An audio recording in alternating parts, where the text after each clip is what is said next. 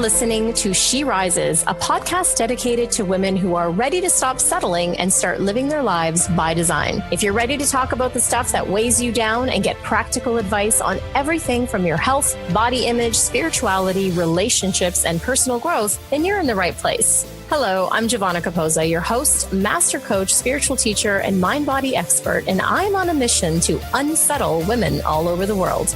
Are you ready to rise?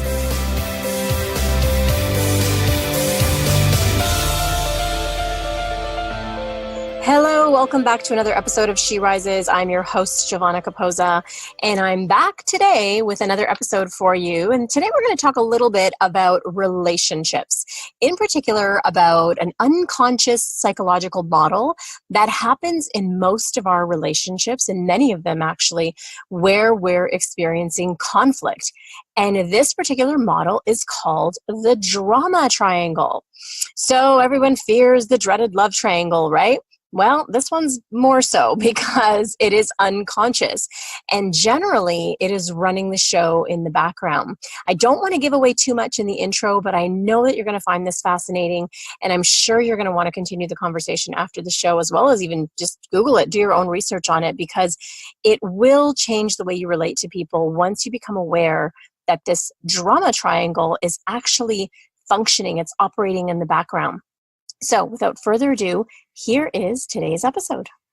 Hi guys, we're back with another episode. I'm really, really happy to be back and talk about stuff that I love to talk about and really share that with you guys, and hopefully that serves you in some way. And so this week, I actually want to talk about the drama triangle. And you know, this is definitely the triangle you want to avoid in relationships. I know we think it's the love triangle with someone else. You want to avoid that too, ladies and gentlemen, but starts off with this triangle, and you may or may not heard of the drama triangle, so I want to break it down for you a little bit. So this actually started off with me writing a blog post on this very topic, and I was writing the blog post around breadcrumb relationships. So for those of you ladies and gentlemen that are listening that have had these breadcrumb relationships, and breadcrumb relationships are basically relationships where you are settling for the absolute minimum of having your needs met in that relationship, or meeting your own needs in that relationship, and also you're settling for the absolute bare minimum of even treatment. And so sometimes, and this is what it's looked like for me, you know, you're waiting around for calls and texts. The person's sort of avoiding you, or they're pushing you away. You know, plans aren't being confirmed. You're literally feel like you're being just dangled on a string. You know, you're feeling like you're just not on their priority list. They don't really have an interest in pursuing you. Overthinking or overanalyzing in the relationship, hearing a lot of excuses as to why they can't see you. Really what this is about is a person having sort of an avoidant attachment system is what they would call it. They're avoiding getting too close to you. And it's not personal, but it feels really personal. And this is where often if you have an attachment system that, you know, as I just recently read in this amazing book called Attached, if you have an attachment system that makes you more anxious to behavior this way, those two temperaments are going to crash and literally burn each other up.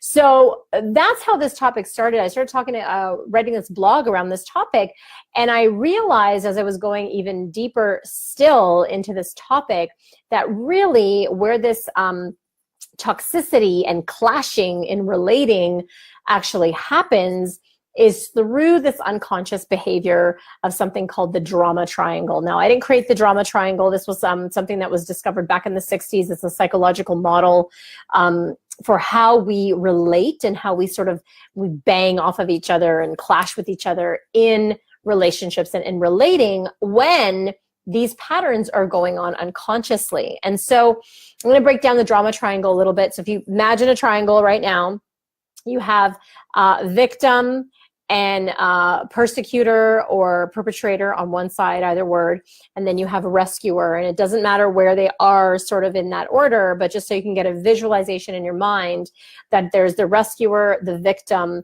and the perpetrator in this triangle. And their names are pretty self-explanatory, but I want to break down for you a little bit. This is just from a piece I recently wrote. I want to break down for you a little bit what they each look like. So there lives a victim, rescuer, and perpetrator. And the rescuer, just as it sounds, is the one that wants to do the rescuing in the relationship. Often this is a person who is a people pleaser. They're someone who maybe grew up in a really sort of unsafe or unstable home environment. And that doesn't necessarily mean violence. It could actually just mean there was like emotionally unstable. There was a lot of arguments in the house. There was a lot of chaos. And the rescuer is your quintessential people pleaser. They're the empath in the relationship, right? They've learned through years of having to sort of be on the lookout and assess what other person's needs so that they can attend to their needs, so that, you know, either they don't blow up or attack them, or so that it's safe for them to relate. So they are the quintessential people pleaser. They're also sometimes called the empath because they've developed that skill of empathy so much so that, again, they're vigilant to what other people needs and how do they feel. They're the do-gooder in the relationship, right? The perpetrator on the other side, and it's often called the persecutor as well, they are, again, just like it sounds, he or she might be really critical, judgmental. They sort of keep you at a distance. They are sometimes what's labeled the narcissist in the relationship. They thrive on feeling more powerful in the relationship. And they will often draw in a rescuer and often the victim, which is the other side of the triangle. And the victim, again, it just like it sounds, the telltale signs of a victim is they're easily overwhelmed. They need rescuing. Nothing is their fault. You know, everyone has the issue. It's not them. They make problems. They make their problems your problems. They want you to fix it for them. So I want you to pause a minute here and see, going back on your other relationships or even current relationships, are you fitting into one of those models? And I want to say here, there's no judgment here of where you're fitting in, because we all at some point in the relationship, if we are relating unconsciously, we'll take on one of these roles, right? We'll be the persecutor, we might move into victim, and then we might move into rescuer. And so we sort of interchange around this triangle, as it were. So there's no judgment here, but it's a way for you to sit back and say, how actually am I relating in a relationship? And even how am I relating to myself? Now, again, these patterns of relating are very, very much unconscious.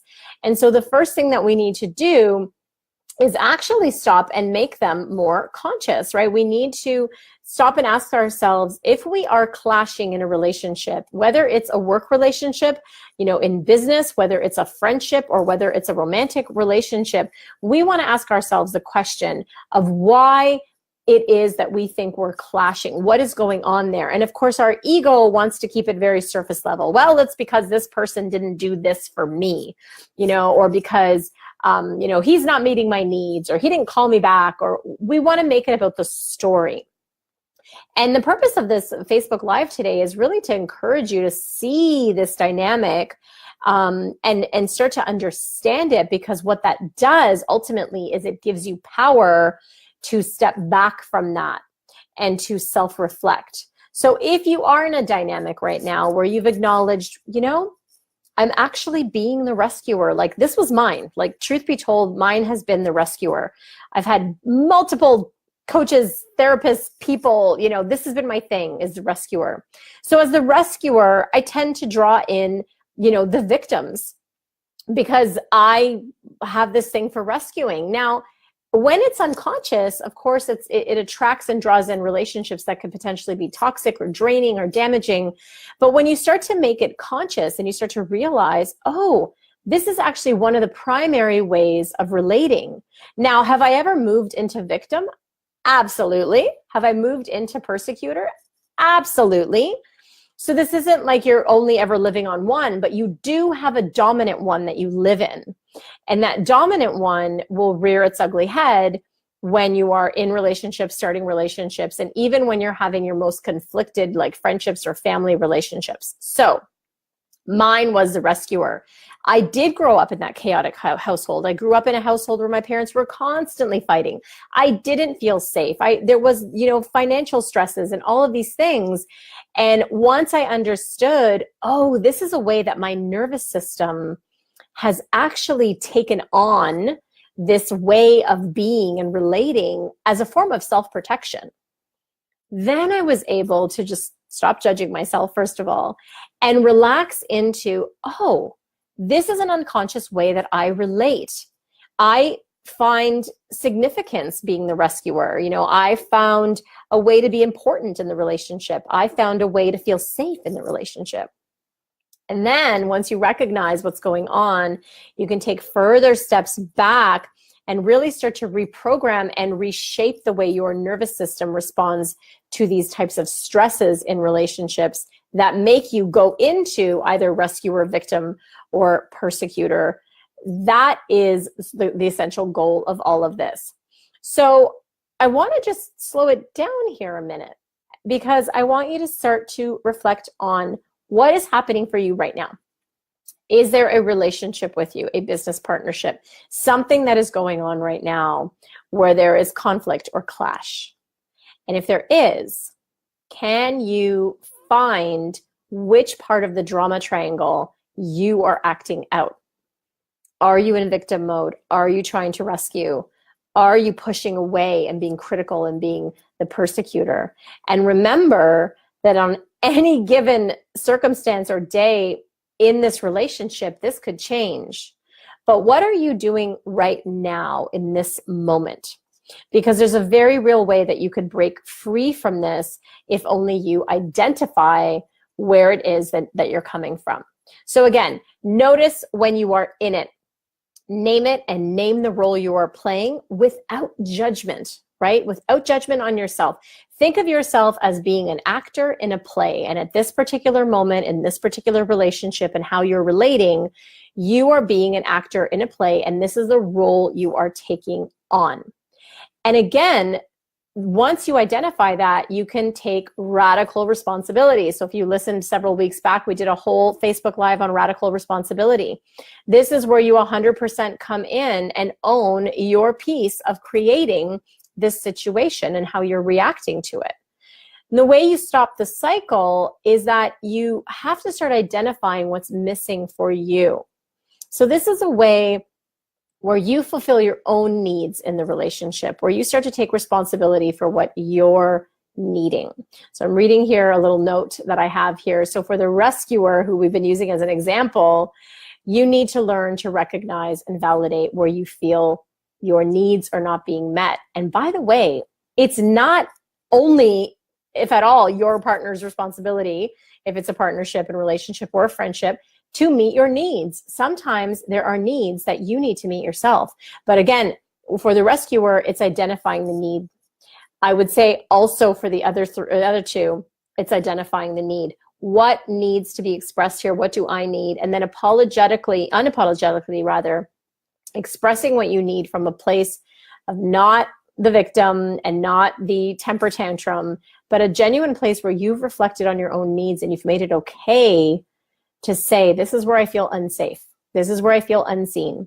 This is where I feel I need your support. And being able to say that from a place of, again, not having expectations that that person is going to jump in and say, great, let me fix it. Let me get in there and do that. Because again, that would be them rescuing. So really validating your own needs. And also recognize and give space for anger to process. Oftentimes we don't give ourselves the space to process when we are feeling angry. And this is something the rescuer does really well. The rescuer wants to make everything okay for everyone else, so it doesn't make it okay for their feelings to be expressed. If you see yourself in any of these, and if it resonates, start to try and cultivate the practice of surrendering and letting go. And that sounds so much easier said than done.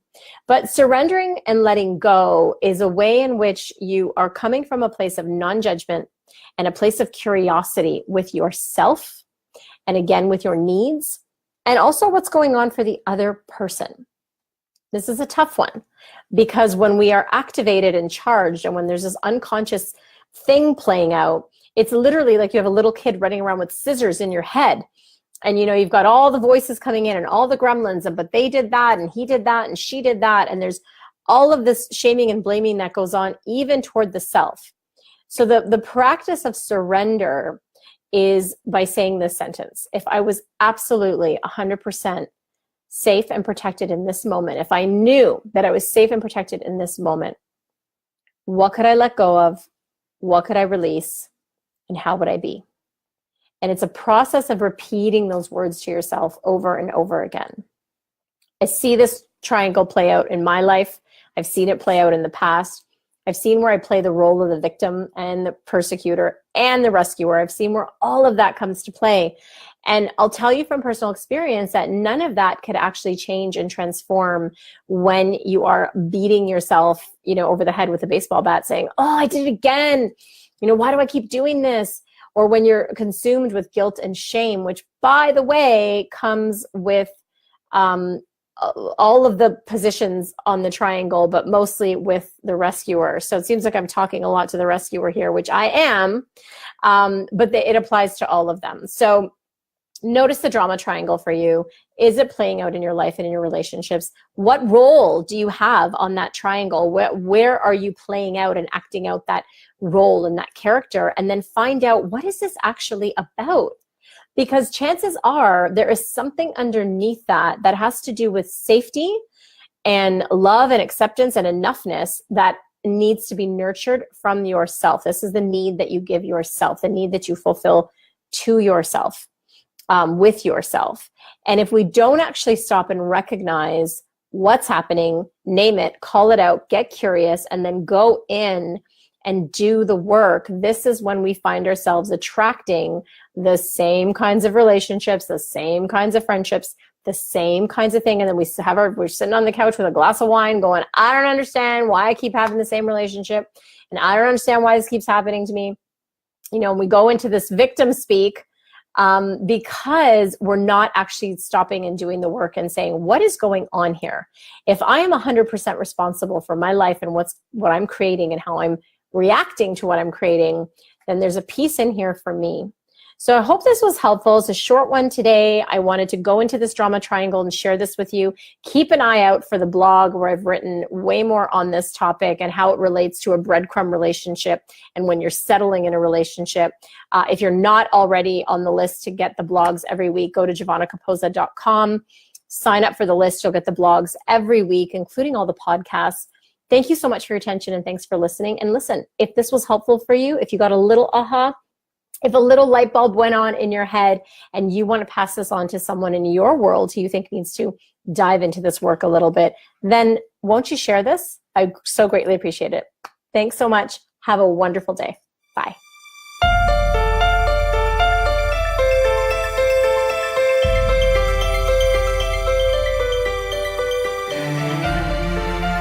Thank you so much for tuning in, and keep rising, everyone. For books and resources related to today's episode, make sure you head over to sherisespodcast.com, and I'll see you there. If you've enjoyed today's episode, make sure you tune back in next week when I dive into more juicy topics to help make your life the best it can be. And hey, if you've enjoyed listening to the show and you love it, head on over to iTunes and leave me a rate and review and subscribe there to the show.